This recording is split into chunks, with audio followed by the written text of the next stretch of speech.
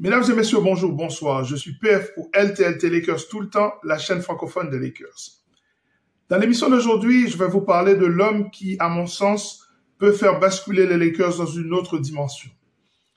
Il est japonais, il s'appelle Rui Hachimura. Pour qu'il soit efficace, pour que son rôle soit parfait, pour qu'il soit optimal, eh bien les Lakers doivent renoncer au 5-out. Au moins avoir un 5-out flottant avec un ailier qui traîne autour du dunker spot, eh bien ça fait un système 4-out and 1-in. Lakers tout le temps, c'est tout de suite. Step 1, wake up early, gonna rise with the sun. Step 2, get some good, some food in you. Step 3, think real hard about what you wanna be.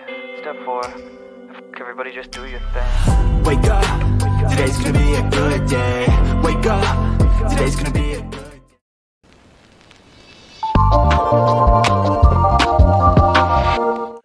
Alors, ce play est très important et je pense que les Lakers peuvent l'utiliser.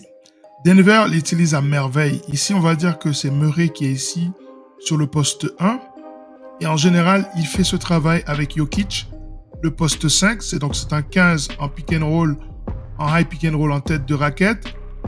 Ici, la passe est donnée après l'écran de Jokic. Et Jokic, lui, il va driver.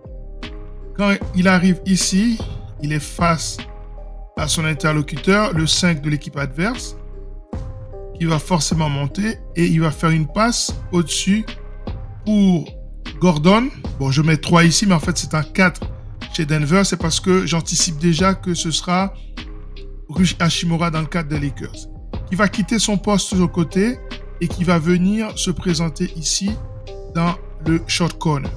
Et la passe au-dessus pour un dunk. Dans le cadre des Lakers, on peut avoir la même chose.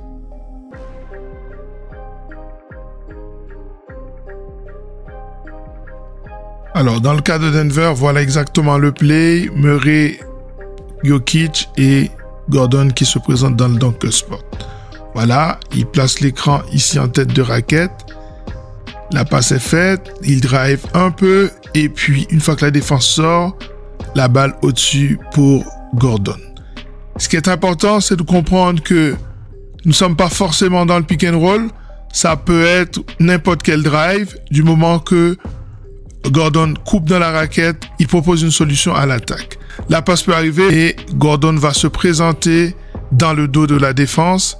C'est très intéressant de la part de Denver. C'est un play qu'ils aiment beaucoup utiliser.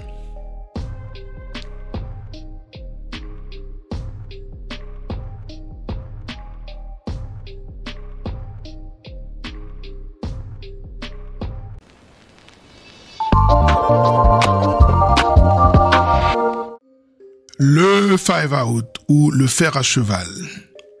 Ce système est très utilisé en NBA et JJ Redick, qui est un coach moderne, n'hésite pas à l'utiliser avec des variantes du pick and roll en tête de raquette ou high pick and roll, mais le principe est toujours le même, je l'ai déjà expliqué sur cette chaîne. La balle circule, celui qui fait la passe coupe dans la raquette, demande la balle à l'intérieur. Si celle-ci ne vient pas, il va se positionner dans un coin, dans un mouvement circulaire où la place qui est libérée est directement occupée par un coéquipier. Ça, c'est le principe du 5-out normal. Mais dans le système où Rui Hachimura peut être intéressant, il peut être bien sûr intéressant dans le 5-out. Le 4-out 1-in n'est pas mal non plus, où il peut flotter dans la zone du dunker spot, surtout sur la baseline, à la manière d'un Gordon de Denver. C'est ça que nous allons analyser dans les prochaines images.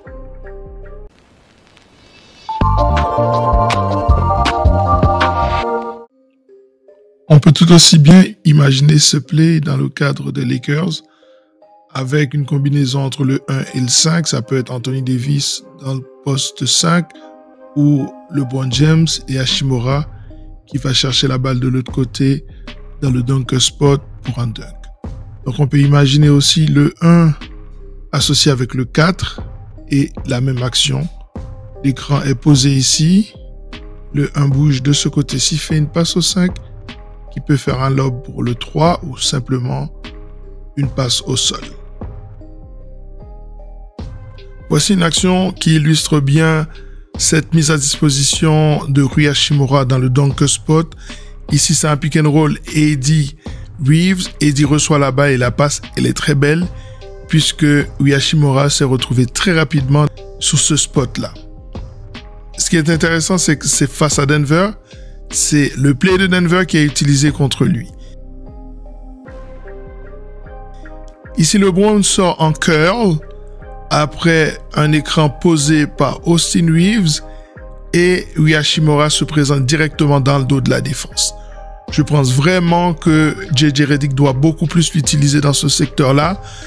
Ces images datent de l'année passée et c'est Darvin Ham qui l'a utilisé comme ça. Bien entendu, ce qui est intéressant, c'est que comme c'est un joueur qui est assez dangereux à 3 points, donc son défenseur aura tendance à le coller. Il faut exploiter cette faille-là. Et cette mise à disposition dans le dunker spot est toujours très intéressant. Il part du coin et il va directement se proposer. Et ça, c'est très, très intéressant. Je pense vraiment que ça peut devenir une arme assez intéressante à exploiter au maximum. On va le voir de nombreuses fois, différentes versions de cette mise à disposition à la Gordon dans le dunker spot.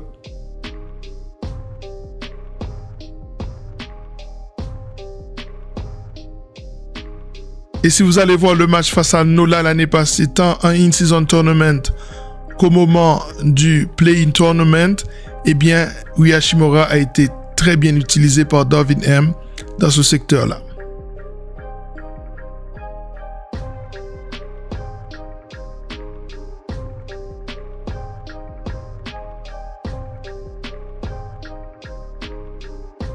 Toujours se rendre disponible, soit il vient de la baseline ou il vient de la tête de raquette. Et je répète, ce qui est important, ce n'est pas le fait que l'action vienne d'un pick and roll, ça peut être un drive classique et c'est ça qui est intéressant. Alors, pourquoi on ne peut pas utiliser Jared Vanderbilt de la même manière? C'est parce qu'il n'a pas ce tir extérieur. La défense aura tendance plutôt à coller la raquette plutôt qu'à coller le joueur. Et ça lui laisse moins de possibilités de pouvoir couper dans le dos de la défense en backdoor.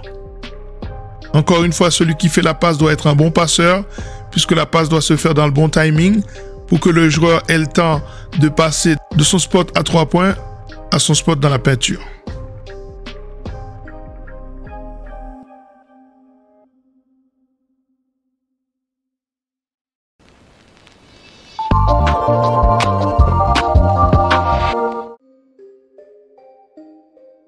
Alors, ce système est-il un remède miracle pour les Lakers? Bien sûr que non. Puisque si on compare Rui Hachimura à Aaron Gordon, on peut se rendre compte que Rui Hachimura a plus de palette au niveau de sa manière d'attaquer.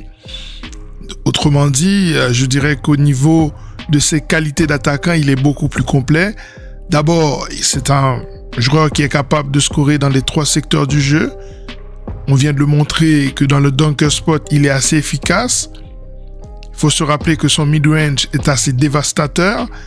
Et c'était le meilleur shooter des Lakers l'année passée sur toute la saison. Et rappelez-vous, il y a 2 ans, eh bien lui, il était le meilleur tireur à 3 points des playoffs, avec un pourcentage à 3 points qui était assez insolent. Donc c'est un joueur qui a beaucoup plus dans sa palette en tant qu'attaquant. Cependant, il n'a pas la moitié des qualités athlétiques de Gordon. Il n'a pas non plus son expertise défensive. Il n'a pas non plus sa qualité au rebond. Ce sont quand même 3 éléments qui sont extrêmement importants pour qu'un joueur puisse s'imposer en NBA. Si on regarde le profil de Gordon, à part le tir extérieur, tout le reste, il le possède. C'est un monstre au rebond. C'est un grand défenseur, un défenseur qui ne se laisse pas bouger. C'est un joueur efficace dans le dunker spot avec des qualités athlétiques assez impressionnantes. Dès lors, chacun a ses avantages et chacun a ses inconvénients. Rui Hachimura doit être intelligent. Il doit comprendre dans quel contexte il peut plus être un cutter et dans quel contexte il peut être plus un joueur de périmètre. Par contre, s'il est avec LeBron James, qui est un passeur exceptionnel, c'est à ce moment-là qu'il doit aller dans cette zone que j'appelle la zone Gordon. C'est à lui de voir à quel moment il peut exploiter cet avantage-là. En résumé, oui pour ce système avec un Rui Hachimura qui se trouve disponible dans ce secteur, mais il ne faut pas que ce soit utilisé à tort et à travers. Voilà, ça en est terminé pour cette émission consacrée à Rui Hachimura. Pour moi, l'élément qui peut faire en sorte que les Lakers soient complètement injouables. À très bientôt sur cette chaîne. Ciao.